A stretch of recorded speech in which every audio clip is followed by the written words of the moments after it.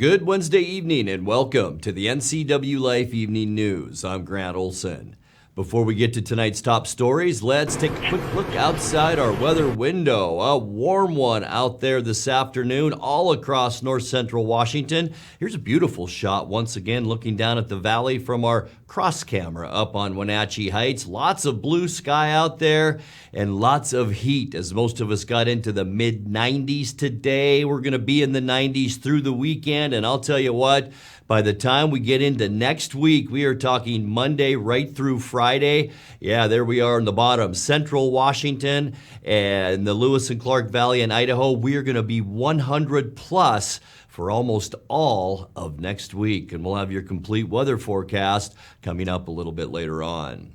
And now a few of the news stories we're following for you tonight. A Wenatchee man is charged with child molestation for allegedly fondling an 8-year-old girl. Investigators into a July 10th officer-involved shooting outside Moses Lake released video today of the initial shootout. And a woman who's been wanted for arrest since a 2019 drug raid near Lake Wenatchee was finally brought before a judge this week. But first, our top story tonight, the Stamen Flats fire south of Chelan is 30% contained, and firefighting crews are working today on directly attacking both flanks of the fire to increase that containment. Meanwhile, all evacuation notices were lowered to level 1 this morning, meaning be alert. Some areas had been at level 3, meaning get out now, since shortly after the fire started on Monday. The incident management team said about 1,200 acres of grass and sagebrush have burned, making it the largest wildfire in Washington so far this year. The fire is believed to have been lightning caused. State, national, and local fire crews have been fighting the fire with both ground crews and air support. A Wenatchee man is charged with child molestation for allegedly fondling an 8-year-old girl. 29-year-old Valen Mendoza Calvario was arrested earlier this month after a neighbor reported seeing him touch the child in a sexual manner. Calvario was formally arraigned today on a charge of first-degree child molestation and held on $500,000 bond. Wenatchee police say he denied the allegation. Calvario has pleaded not guilty. Well, investigators into a July 10th officer-involved shooting outside Moses Lake released video today of the initial shootout between Grant County Deputy Tyson Voss and 42-year-old Robert Gwynn, who was being sought on a felony warrant. The Columbia Basin investigative team also said the 9mm gun that Gwynn was using has been now recovered from a Jeep he's accused of stealing. Gwynn suffered a gunshot injury to his shoulder but has since been transferred from the hospital to the Grant County Jail. Investigators said Voss's body camera footage shows the initial encounter off Stratford Road Northeast and said shots can be heard being fired at the deputy before he fires back. Investigators say Gwynn later stole a Jeep that crashed on a nearby road after a pit maneuver by a Moses Lake officer. The investigation continues, and the results will eventually be turned over to the Grant County Prosecutor's Office. Robert Gwynn is now southbound on Stratford in a dark blue Nissan Altima, rattle can blue. Receiver there. In pursuit or stopping it, yeah. 48 just advised me of the direction of travel. I believe he's following. Don't know that he's pursuing at this time.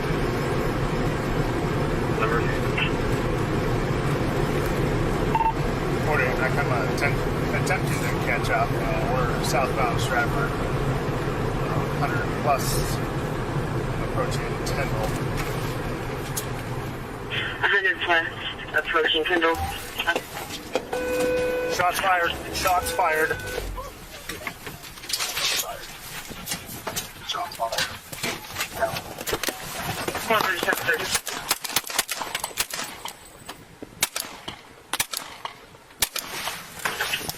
11, did you copy? A woman who's been wanted for arrest since the 2019 drug raid near Lake Wenatchee was finally brought before a judge this week. 37-year-old Danielle Marie Goodman of Plain was arrested Monday on charges of maintaining a drug property and endangering a child with a controlled substance, as well as unlawful possession of a firearm. Goodman was one of 6 adults and 2 children living in a home on Brayburn Road when it was raided by the Columbia River Drug Task Force in July of 2019, where they found drugs and firearms. One occupant, Michael Stephen Arthur, was sentenced to 6 years for possessing more than a pound of methamphetamine. Goodman was charged 1 month after the raid, but never taken into custody. She faces an arraignment on August 1st. Well, when we come back, the state on Tuesday lifted its drought declaration for central and eastern Washington thanks to an unusually cool, wet spring and early summer. The Chelan-Douglas Health District is conducting a review of local response to the COVID-19 pandemic. The Wenatchee Valley Humane Society is joined with a national organization to offer low-cost animal adoption fees this Friday through Sunday. And the 4-way stoplight at Valley Mall Parkway and 9th Street Northeast may soon be retired. I'm Grant Olson, and you're watching the NCWLIFE Evening News.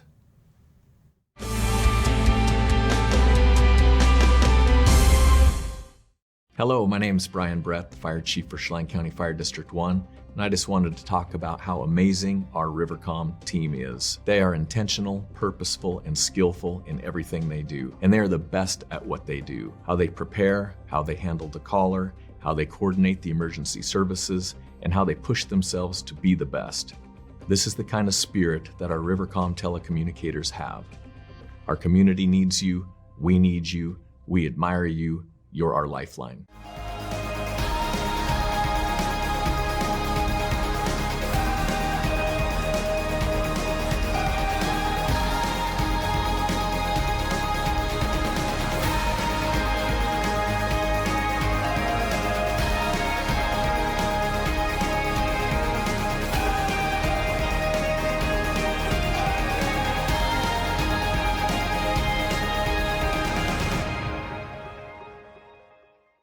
Why is Jesse Jensen lying about Reagan Dunn?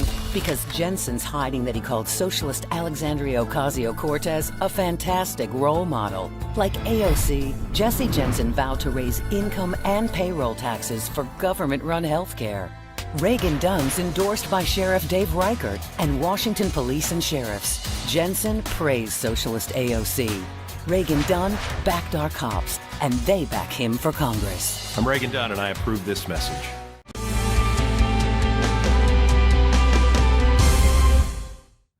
Welcome back. In another news, the state on Tuesday lifted its drought declaration for central and eastern Washington thanks to an unusually cool, wet spring and early summer.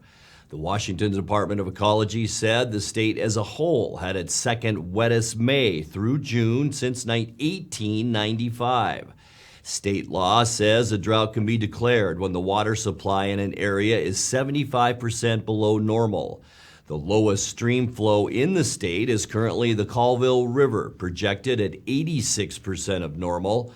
A year ago, Ecology issued a drought declaration for 96% of the state.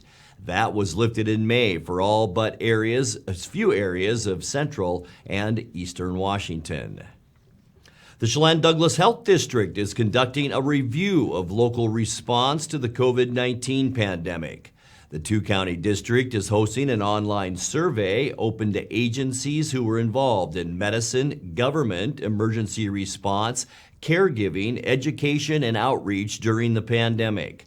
The health district says the goal is to gather data on how effectively those public health partners cooperated to meet the challenge. Administrator Luke Davies says, quote, "We want to understand what went well, what did not, and what recommendations you have for improvements. The survey will remain open until August 1st. Well, the Wenatchee Valley Humane Society is joined with a national organization to offer lower-cost animal adoption fees, and it's happening this Friday through Sunday in order to relieve overcrowding at the local shelter. Jenny Ulrich of the Humane Society explains how it will work. This weekend we have a fun partnership with Best Friends organization. And Friday, Saturday, and Sunday of this week we have a reduced fee adoption event. It's called Bring Home Happiness. The statistics show that in 2021, shelters across the country had an 8% increase in intakes. And so we're hoping this weekend we'll move some of our animals that we have here in our shelter. It's all critters are $5.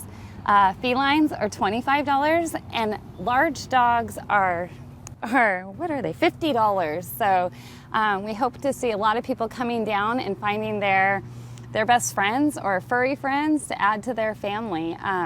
It's again, it is Friday, Saturday, and Sunday, and we hope to see a lot of people down here to get an animal. We hope Myra here gets a home. The four-way stoplight at Valley Mall Parkway and 9th Street Northeast may soon be retired.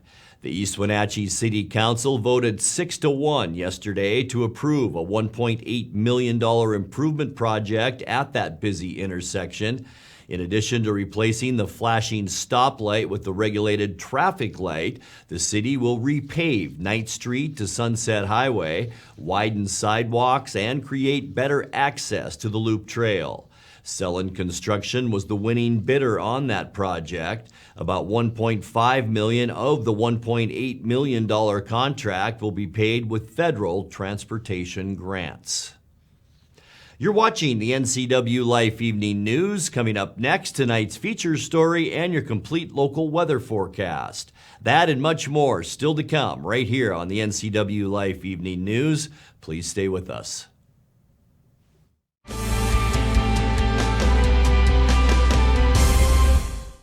I'm Sheriff Brian Burnett. I developed local relationships, built trust regionally, and brought statewide resources to build a safer Chelan County. As your sheriff, I will continue to enhance safety during these dangerous times. Now is not the time to get soft. Trust my continued leadership to protect our quality of life and your constitutional rights.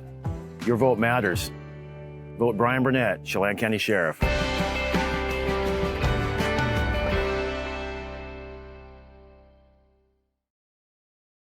Traditional values and innovation in honoring the life of each family we serve is part of the ministry of Heritage Memorial Chapel. Our staff is committed to walk with your family with compassion through this time of grief. We are here to help and here to serve, the right kind of help when you need it most. Heritage Memorial Chapel.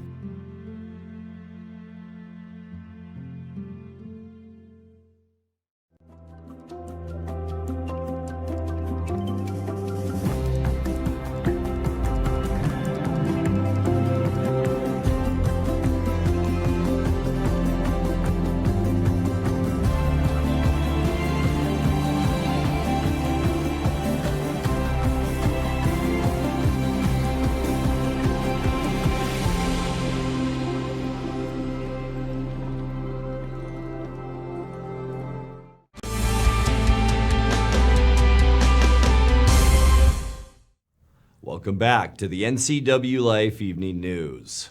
State healthcare leaders say Washington's hospitals are once again dramatically over capacity, but this time COVID-19 is not entirely to blame. In a press briefing yesterday, the Washington State Hospital Association said many healthcare facilities are 120% to 130% full, and shortages in nursing homes and rehabilitation centers mean some patients can't be discharged.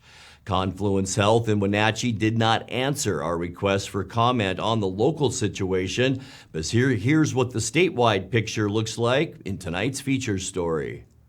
Though COVID cases in our hospitals are on the increase, they are not close to what we experienced with prior COVID surges. However, we are very concerned about the new variants that are happening and the increasing community spread, but our challenge this time is not as directly related to COVID. Rather, this time our challenge is because of two primary issues. One, the lack of people to staff our hospitals, primarily nurses, medical assistants, technicians, and environmental services, really the lifeblood of our hospitals, which allow us to do the work of providing care to those who are in need. And because of that, in short, the number of beds which hospitals can staff has declined, just as our community's need for hospital care continues to escalate and increase.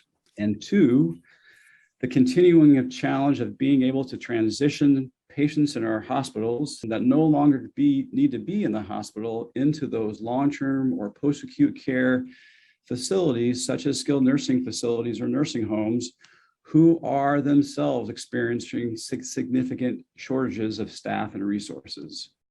About 17% of our patient census consists of patients who no longer require hospital care. So these patients who aren't sick enough to require hospitalization, but we really are challenged with being able to find an appropriate place for them to go within the community. And these patients, as they're here with us for months and months, and in some cases, even beyond a year, they require the same level of care and resources that any acute care patient in our hospitals require. So they still need the room, they still need the bed, they still need the nursing care.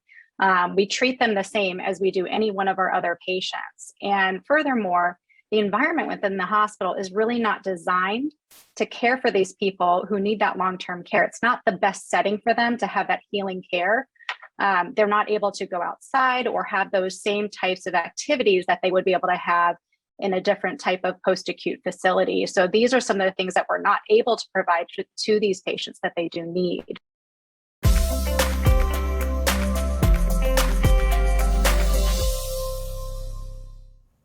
Time now for a check of your north central Washington weather forecast. Hope you had a great Wednesday. It sure warmed up out there today, and it looks like it as we look down at our the Rocky Reach Dam from our Omi Garden Sky-Fi Tower camera. You can see the hills.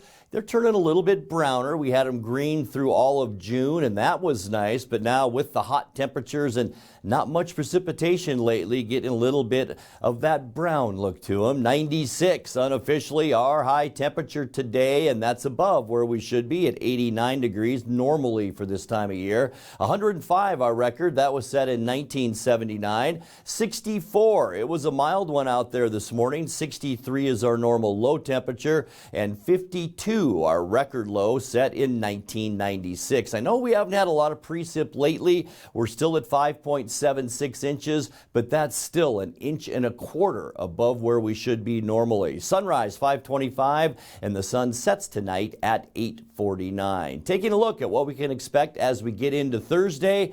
Almost a carbon copy of today. In fact, temperatures will reflect that. 97 Moses Lake, Ephrata, and Quincy. Remember, 96 unofficially today. We should hit that tomorrow as well. 93 in Leavenworth and 96 degrees as well up in Lake Chelan. So if you're going boating tomorrow, should be a great day to be on the lake. Tonight, mostly clear skies. We will see a northwest breeze. It's been coming up in the evening hours a little bit lately. Lows in the mid-60s for us tonight. Getting into Thursday, as I mentioned, almost like today. Sunshine, not much wind out there with high temperatures in the mid-90s throughout most of the western United States. In fact, 100 million people in the U.S. were in a heat alert today, and that's going to continue. Friday, sunny. It will be a little bit breezy on Friday, cooler with those breezes. Some high clouds out there will keep our temperatures down in the low 90s, and then we'll slowly warm back up as we get you into the upcoming weekend. There's that massive area of high pressure that's really controlling our weather the past couple of weeks. Saturday's highs, mid-90s, and we are going up from there. On Sunday, the heat wave is officially on. Beginning Sunday, we'll see highs in the mid to upper 90s throughout the area. Monday, sunny and hot. This just gets darker and darker over Washington State. Upper 90s for highs on Monday. And then on Tuesday, the high pressure in the Pacific intensifies even more. We are talking highs on Tuesday anywhere between 100 and 105 degrees. And folks, it looks like it's going to stick around throughout all of next week. Taking a look now at that 7-day forecast. 64 overnight tonight, 96 tomorrow, so just like today, a little cooler and some breezy conditions on Friday. Warmer as well on Saturday as we get up to 94 degrees, 95 Sunday, 97 on Monday, and there it is on Tuesday. Sunny and hot with a high temperature of 101. And that's a look at your local weather forecast. Coming up next, tonight's sports report with Eric Granstrom and more, as the NCWLIFE Evening News continues right after this.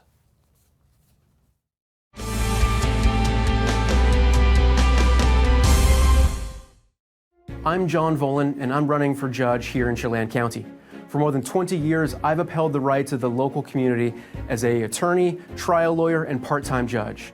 This fall, I'm running for district court judge. I'm highly endorsed by the legal and local communities for my thorough, fair-minded, and just approach. I'm the only candidate with civil, criminal experience, but experience as a judge as well. This fall, vote John Volan for Chelan County District Court Judge.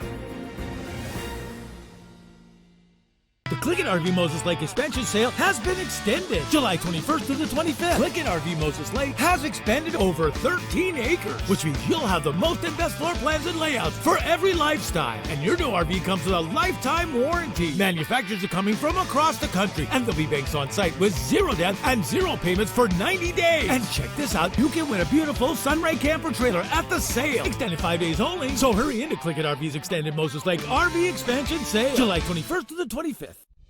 Introducing Alpine Airman. Because every home needs a superhero to eliminate poor indoor air quality, send inefficient operating equipment packing, and cut high energy bills down to size. For heating or cooling and equipment replacement, turn to the experts and the superheroes at Carrier and Alpine Air. We offer the best deals on high-efficiency Carrier products, along with friendly, knowledgeable service and incredible savings to fit your budget. And now it's a sports update on the NCWLIFE channel. And a happy Wednesday to you. The Stars were certainly out in L.A. last night for the 92nd Major League Baseball All-Star Game, and home runs determined the winner. Giancarlo Stanton and Byron Buxton hit back-to-back homers in the fourth inning to give the American League a 3-2 win over the National League. His 3-1 is grounded up the middle, base hit center field. Acuna heads home, and Mookie Betts has the National League in front. If you're handing out an MVP for the first half, it'd probably be him. That ball is crushed to left center field. Paul Goldschmidt hits it out. 2-0 National League. And so his monster season doesn't take a break here at the All-Star Game. It's 2-0 NL. Just an underrated superstar. He does this all the time. He just goes about his business. That ball is hammered to left center field. Goodbye. 2-run shot. Tie game. Right up to where he used to sit as a kid coming to games here at Dodger Stadium. And it's going to be exactly what I just said. We're going to see this replay. Watch this. Hands and then gone. That quick. That's the view you're going to get from home. And you see the barrel of the bat that stays in the zone the entire time. And when you make a mistake as a pitcher, that's what the great hitters of our generation, of this generation, can do, because they're just strong and hit it a long ways. You're trying to lead the Twins to the postseason. He turns on a ball and hits it a mile. Byron Buxton puts the AL in front. 2 mammoth home runs. Stanton and now Buxton. Well, another one up in the zone, but that's just strength right there. Quick bat, and now there's no shadows. So the hitting's going to be a little bit easier than it was early in the game, and advantage hitters. Strike 3 called. Clase with a strikeout to open the 9th. Clase fires and strikes him out. Back-to-back Ks to open the 9th. So here we go. Clase's ready. His 1-2 pitch to Jay Cronenworth. Got him! Clase strikes out the side in the 9th inning. And the American League wins the All-Star Game for the 9th consecutive season. And now the on-the-field MVP. When the galaxy of stars came to L.A., one shone brighter than all the rest. From Notre Dame High School, the Ted Williams MVP Award winner, Giancarlo Stanton.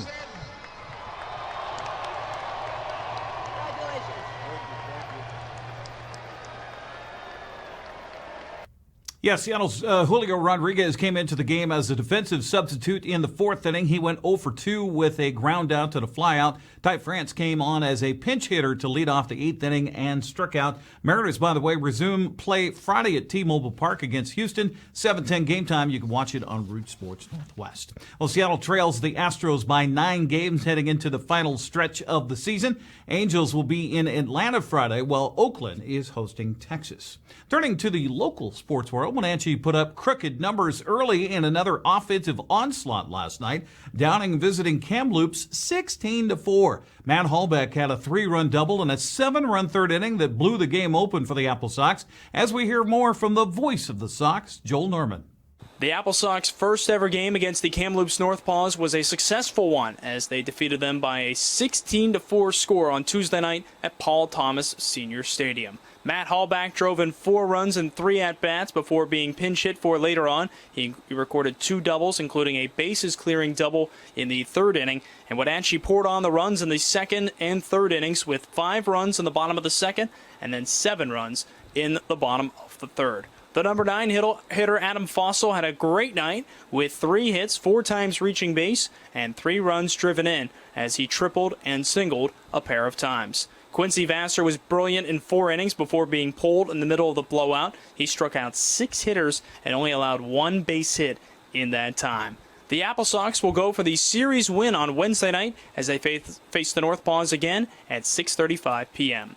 With your Apple Sox update, I'm Joel Norman. Thank you much, Joel. Also last night, South Carolina Upstate's Grant Sherrod collected a couple of hits, while Wazoo's Brandon Potts hit a solo home run in the 8th for Wenatchee. It was a busy night across the West Coast League last night. As we check the Les Schwab scoreboard, Sophia Villaruz Maui's 2-run triple highlighted a 5-run 7th inning for Ridgefield as the Raptors beat Bend 8-6. Ian Lawson and 2 relievers combined on a 5-hit shutout for Corvallis as the Knights blank Cowlitz 2-0. C.J. Richmond hit a home run to lead Kelowna to a 6-5 win over visiting Edmonton. Blake Conrad scored twice and was 3 for 4 at the plate to help Bellingham beat Victoria 9-6.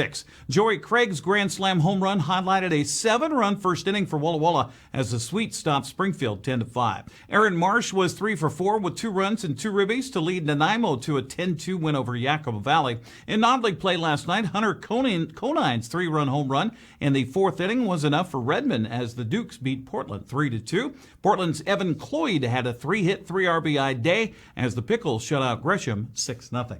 Well, while Wenatchee and Kelowna both posting victories last night, Apple Sox lead in the second half standings, still just a half game over the Falcons. Bellingham jumped up into 3rd place tie with Victoria at a game and a half back. Enjoy baseball. That's a look at sports news. Grant, back to you. Thank you very much, Eric. And now let's check in with Dan Kuntz for a look at what's coming up tomorrow morning on Wake Up Wenatchee Valley. Dan? Thank you very much, Grant. On a Thursday edition of Wake Up Wenatchee Valley, our very own Jefferson Robbins had a chance to sit down with the McCannell brothers, David and Donald. They are twin brothers, and they are the last surviving relatives of Arthur B. Summers, who was killed in action in the Pacific 76 years ago during World War II. They found his remains 3 years ago. He will be interred at Evergreen Memorial Park at the end of August. They want as many people to come out and honor Sergeant Summers. The interview with the twins with Jefferson Robbins, a great interview. Going to air on tomorrow's Wake Up Wenatchee Valley, plus your very warm weather forecast and everything else you need to start your Thursday. I invite you to start your Thursday with me, if you got nothing better to do. We're live and local at 7 a.m. every weekday. Grant, back to you. Thank you very much, Dan. And that's going to do it for our newscast tonight. For more on these stories and other news from around North Central Washington, you can find us on Facebook or our website at ncwlife.com. And remember, if you see news happening, we'd like to hear from you. You can send us an email at news@ncwlife.com or give us a call at 888-NCWL. That's 888-6295. I'm Grant Olson. Thanks for being with us and have a great night.